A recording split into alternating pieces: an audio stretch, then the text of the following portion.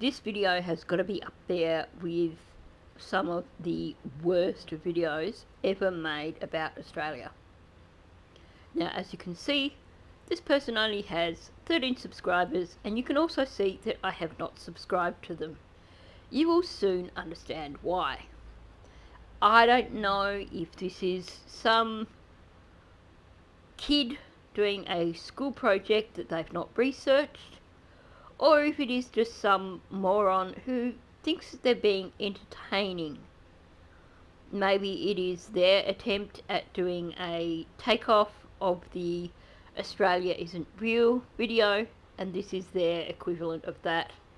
Either way, it's not amusing, it's not smart, it just makes them look like a complete, utter tosser. So let's just jump in, and you'll see what I'm talking about as we go along. Australia came about nearly exactly like every African country. The British first colonized it, and then shift around and move the people already living there. Well, that has to be the most shallow, uneducated, unresearched explanation of colonial Australia. They didn't simply shift around the Aboriginal population. It was essentially a massacre. Just putting it like that makes it sound like they moved into Australia, made the locals just, oh, you just moved down the road a little bit, hey folks. And I think it is a major insult to our Australian Aboriginal population to put it in those terms. Now, I also need to acknowledge it just proves how much of an ignoramus someone is when they miss out an entire state off the map of Australia. Because Tasmania is actually an important part of Australia. It is one of Australia's states. If you're so ignorant that you leave Tassie off the map, it just kind of proves how much of an ignoramus you truly are. Now, I should probably apologise. I realised just from listening back to a little bit of the audio that there is the sound of my evaporative coolers in the background. I've turned the aircon off at least, but if you're in Australia right now, you're probably going through this same heat wave. Currently in Bendigo, we are headed for a top temperature of 43 degrees. So I have to have some sort of cooling running, which unfortunately does come across in the video. Australia did manage to get its independence in 1901, except for its flag. The British managed to keep that colonized.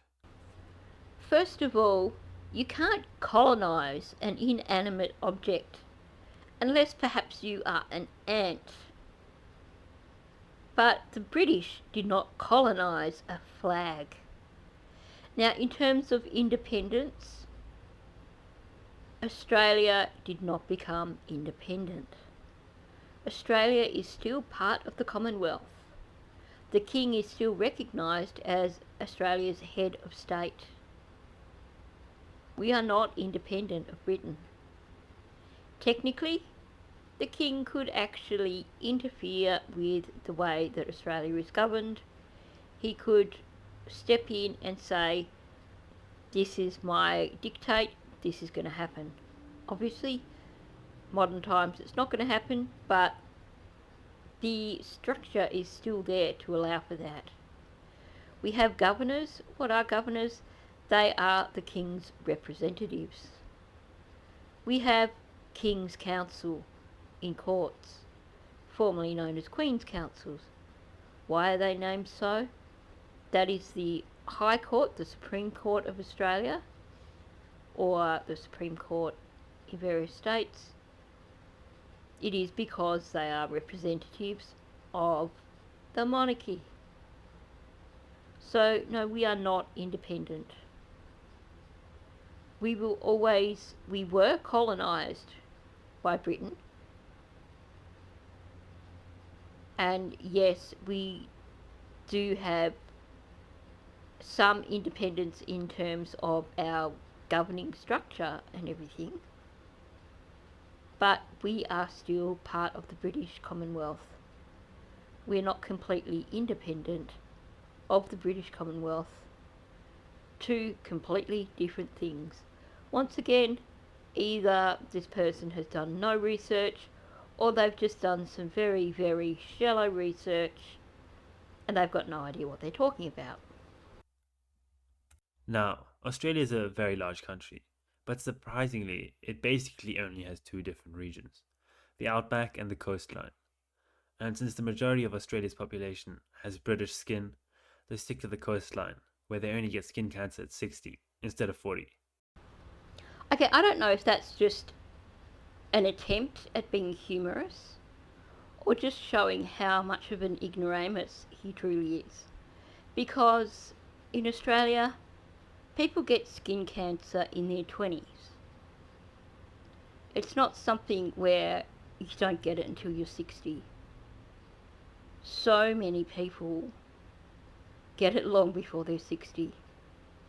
I believe the statistics are 1 in 3 people in Australia are likely to get skin cancer.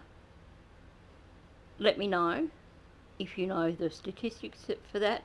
I could look it up, but I'm trying to push this video along so I can turn the air conditioning back on. But honestly, 60, no. I think many people who've had skin cancers removed would have loved to have had to have waited till they were 60 for that to occur. As for this comment about Australia being all white skin, yes, originally we were a British colony. So there were the majority of Australians with white skin. But at the same time, we had a gold rush in the 1850s. We have a large population of Australians with Chinese heritage. Let's look at our migrant populations. We have so many people who come to Australia from Asia, from the Pacific Islands. I couldn't tell you the statistics straight out, but we are not all a white-skinned population. Once again, this guy's just talking stereotypes. What a complete utter tosser. My best friend in college, Malaysian parents. She certainly didn't have super white skin. I believe her parents may have come from Malaysia. She was born in Australia, first generation Australian, still Australian. As for this notion of Australia only having coastal and outback regions, oh my gosh. Clearly, this tosser's done no research whatsoever. There are, in fact, multiple regions in Australia. Let's talk about the alpine regions. Let's talk about bush regions. Seriously, where I live right now in Bendigo, I'm not on the coast. I'm also not in the outback. I'm in central Victoria, which is basically suburban. Before it was inhabited, it would have been mostly bushland. So I guess you could consider it a bush area. It's certainly not the outback, not remotely close. And given that I have to drive 2 hours to get to the nearest beach, it's certainly not coastal. Again, idiotic stereotypes.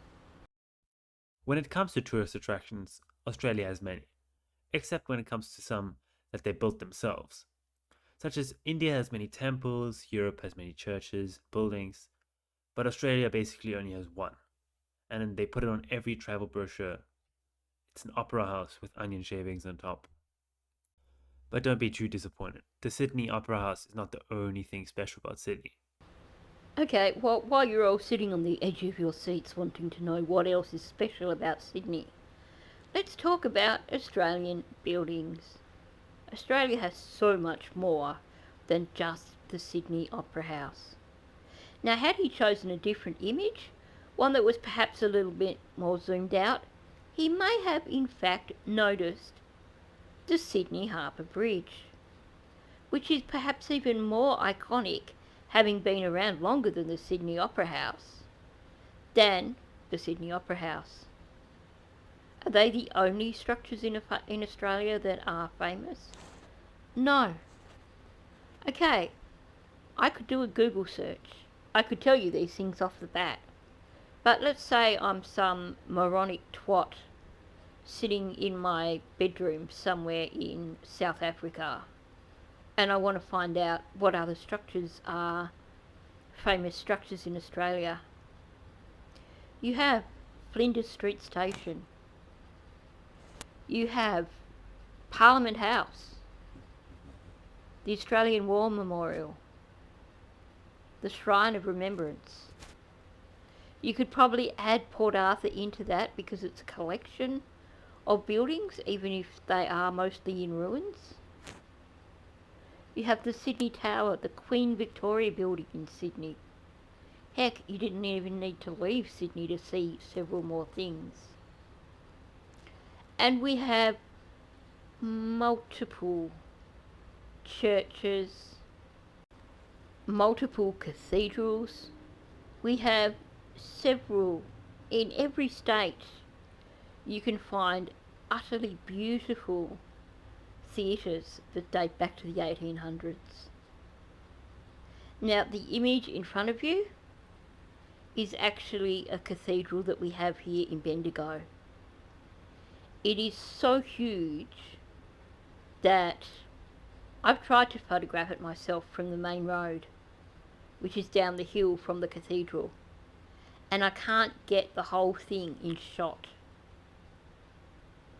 So you have to be a skilled photographer or have the right equipment to actually get the whole cathedral in shot. It is quite spectacular. But, oh yeah, no, all we've got is the Sydney Opera House.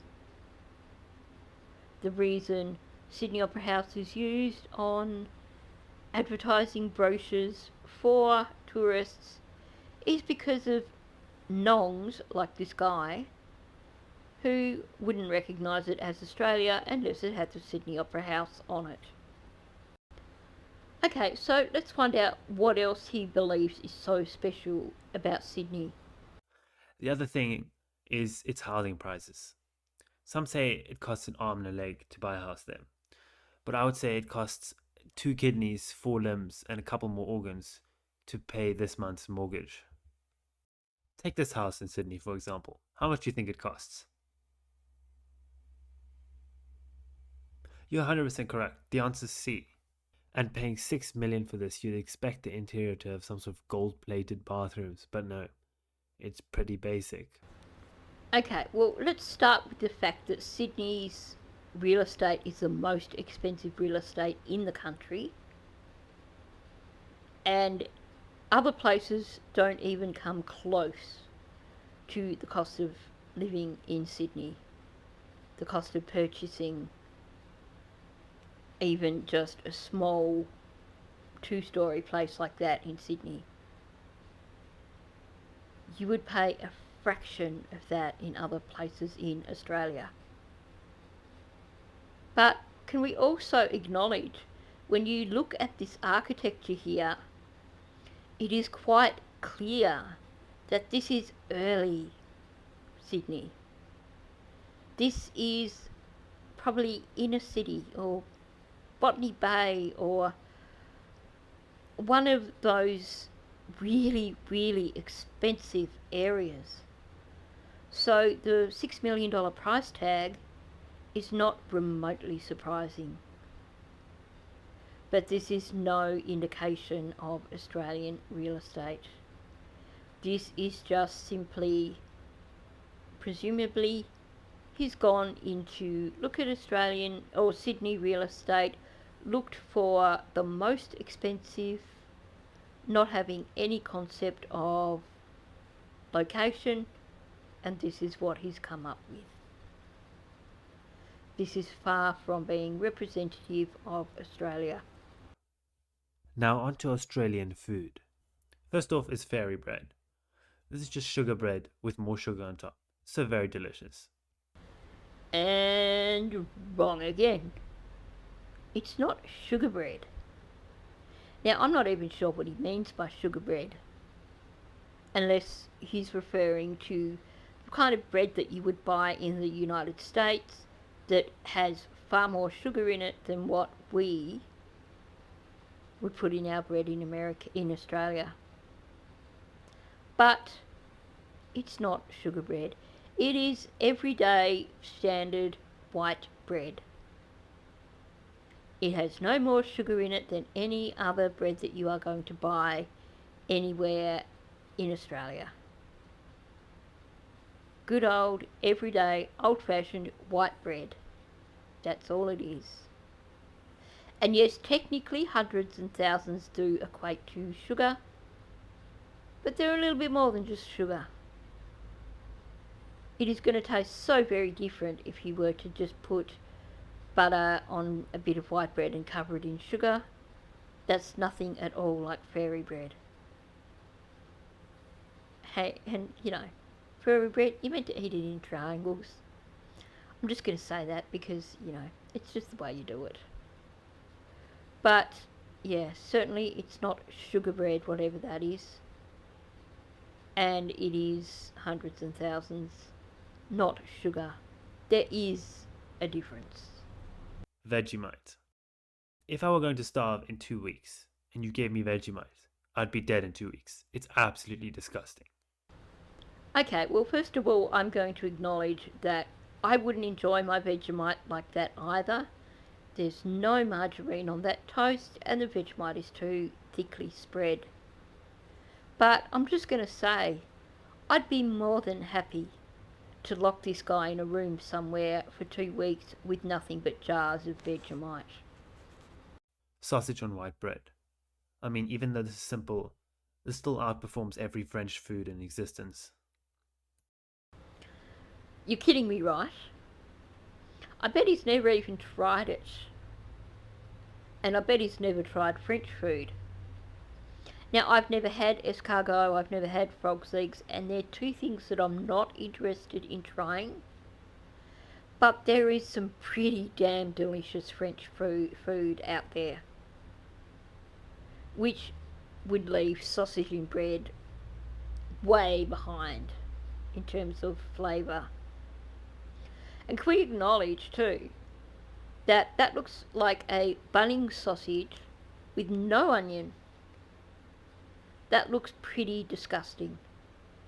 That looks like the cheapest possible sausage you could buy with, like I said, no onion. Highly unappealing. Yeah, sausage and bread can be tasty if you've actually been and bought good quality sausages from the butcher. Sometimes the supermarkets have some good quality ones. But that right there is your bulk buy El Cheapo Crapo sausage that you buy at Bunnings. Hardly comparable with French food. I know, given the option, which way I'd go. Hopefully, most of you have heard of Australian football, but for you dumb that haven't, here's an explanation. The game is played on an oval field that is about twice the size of a normal football field. And the point is to kick the ball through these poles on each side of the oval. You can run with the ball, but you have to bounce it every 15 meters. Otherwise, basically anything flies. You can tackle people, you can punch them. Yeah, sure, you can tackle people or punch them if you want to throw the game and make sure that the other team wins. There are plenty of things that are considered illegal in AFL. Punching is certainly one of them. Tackling, certainly one of them. Yeah, it's not exactly a fairy sport in that there's a good chance that you will get injured playing AFL because they play hard.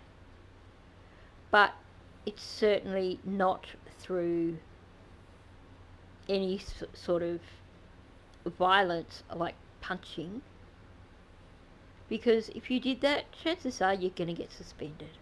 What's the most savage attack you've seen in an Aussie rules football game? Yeah, I've seen people knock people out, punch people, and not be looking and knock them out cold. I've seen people lying on the ground unconscious next to me after getting tackled and hit, and you just terrible to say, you kind of get used to it. People with broken fingers, broken arms, broken legs. You see all that in the game, and it's one of those things you just come to the realization that you're never going to come out of the game the same way you came into it. Your body's going to be different. You're going to have aches and pains, and chances are you're going to break quite a few bones along the way. And this guy's not underselling it. Go watch the grand finals next time they happen. It's worth it. Honestly, I'm actually not a footy fan, and I will rarely watch it. Usually, I'll only watch it if I'm with someone who wants to watch it, and then I'll just, do it to be polite. But at the end of the day, he is shining a very bad light on AFL. Like I said, yes, AFL players are pretty passionate about their sport. So injuries occur. But he's giving the impression that it is some sort of free for all, which it truly is not. Yeah, if you play professional footy, you are going to have long-term effects after you retire. I'd be surprised if there is any retired football player out there who doesn't have, at the very least, those gnarly looking arthritic hands from years of injuries, etc. Most or many professional football players will end up having knee replacements, hip replacements down the track. But they're not intentionally going in there to beat the stuffing out of each other, which is what this guy is essentially implying. This guy truly is a complete, utter loser. When the electricity cuts in your home, a normal person is annoyed because they have to go fix it. An Australian is terrified because they have to now open their electrical box, where anything from a snake-sized spider to a spider-sized snake could be hiding. Okay, well, here's the thing. Most states now, long ago, established regulations which did away with the old-fashioned fuses. And instead, what you have outside your house is a switchboard which looks something like this. This is far safer than the old fuse boxes, and there's a slim chance of you seeing any of those fuse boxes like what he showed you there. As for discovering spiders or snakes, well, I'd like to see you fit a snake in here. But as for spiders, because of the way these are set up, they are sealed to keep the weather out. So probably not going to find a spider in there unless you've left it open. If it's a huntsman, most Australians aren't going to be bothered. They're just going to get a stick and flick it out of the way. The guy is full of crap. The chances of coming across a snake in your switchboard, very slim. In an old fuse box, still very slim. Because they are actually designed to be weatherproof, because they're outside of the building. But once again, Australians aren't going to be in fear of going outside to flick a switch. Like I said, chances are very, very slim of coming across any kind of spider or a snake in your switchboard. Now, even though the first thing I think of when I think of Australia as slot machines. Okay, just what? I had to stop him there. I couldn't let him finish his sentence because what? Okay, we have pokies in a lot of pubs in Australia. We have casinos. But for starters, this video that he's used, that's not even Australia. Take a close look. Look at the outfits of those people. They are American. Australians don't dress like that. You just have to look at the actual surroundings. That's not in Australia. Now, it's probably somewhere like Reno, somewhere in Nevada or Las Vegas. Why you would associate Australia with slot machines is crazy. Sure, we have them, but I've never heard anyone say that that's the first thing they think of when they think of Australia. The second thing is its animals. Australia has some of the most unique animals in the world. You have the tree teddy bear that roars at night. You have the jacked, upright, enlarged rabbit. You have the crocodile that can't find a river, so swims in the ocean instead. You have the ostrich from Wish. You have the box jellyfish. You have the petting zoo octopus. But by far my favorite is the platypus. Just look how cute it is. It's so cute. Okay, where do you start with all of that? First of all, I'd like to send him his own pet baby octopus of this specific type, because that is a baby blue-ringed octopus. Why the heck anybody would actually have that on their hand is beyond me, because I'd imagine even at that size they would have some pretty serious toxins there. As for koalas roaring at night, what the heck? Okay, they are not bears for starters. They are marsupials, they are koalas. Totally different thing.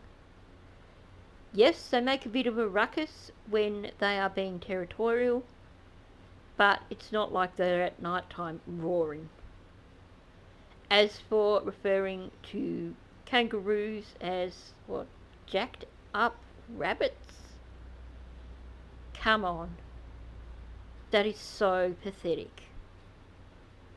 This guy is just such an utter ignoramus.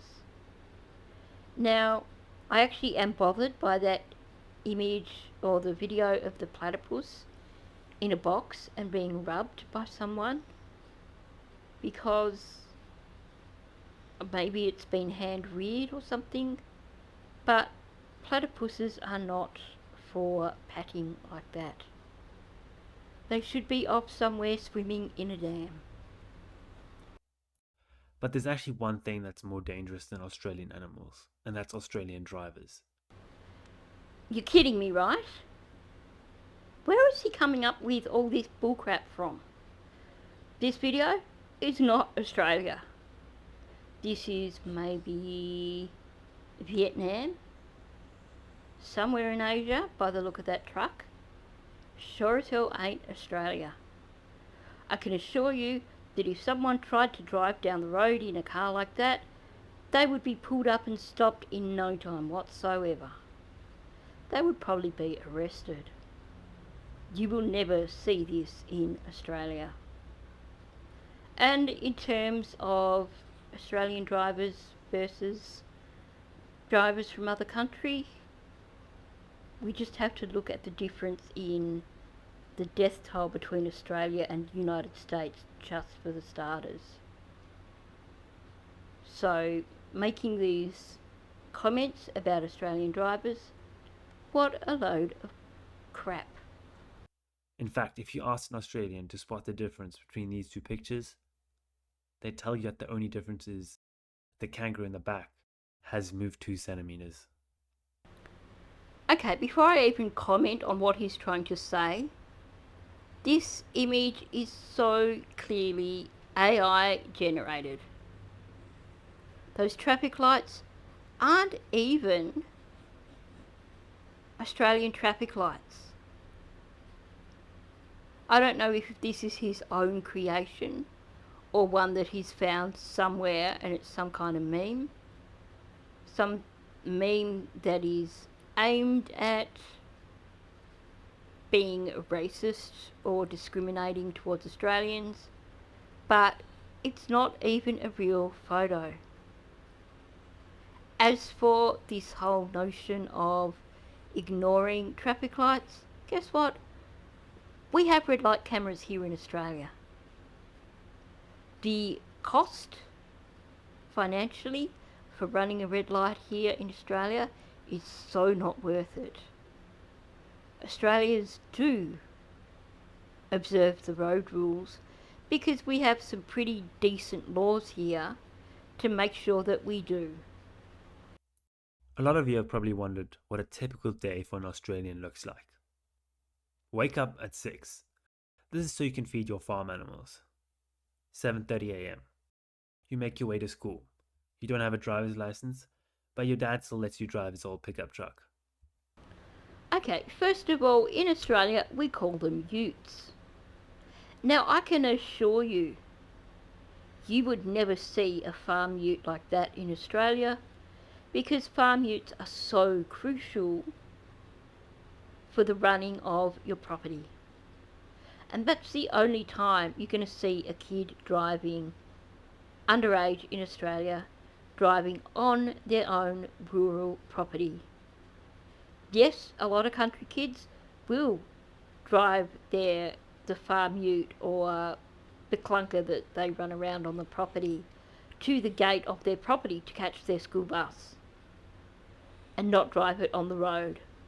But like I said, these are work utes, so yeah, they might not have the prettiest bodywork, but I can assure you they're not going to look like that. This is definitely not a picture from Australia.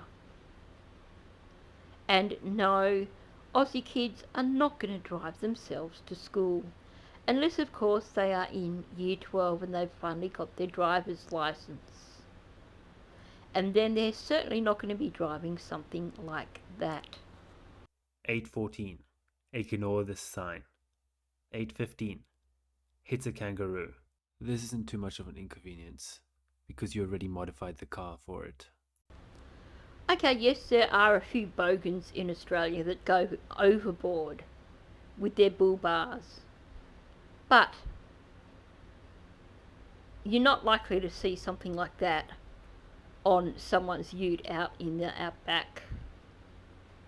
Why? Because we're a little bit more intelligent than that. That looks way too heavy. You're going to have probably a rhubarb or a somewhat lighter bull bar. Something like that is just ridiculous. And chances are you're never going to see something like that on a vehicle in Australia because it would be illegal because of the size and weight of it. I know he thinks he's being funny. He's not funny. He's just a complete utter tosser. 8:30. Arrive at school. At school, from 9 a.m. to 1, you complete the 2 worksheets the teacher gave you. Okay, well this clearly explains a lot about him. If this is the level of education that he has achieved, this would explain why his video is just so full of complete utter crap. What a tosser. Clearly, this guy thinks he's amusing, but all he's coming across as is a moron. He's just downright rude and ignorant. 2 o'clock. Barefoot shopping. 4 o'clock.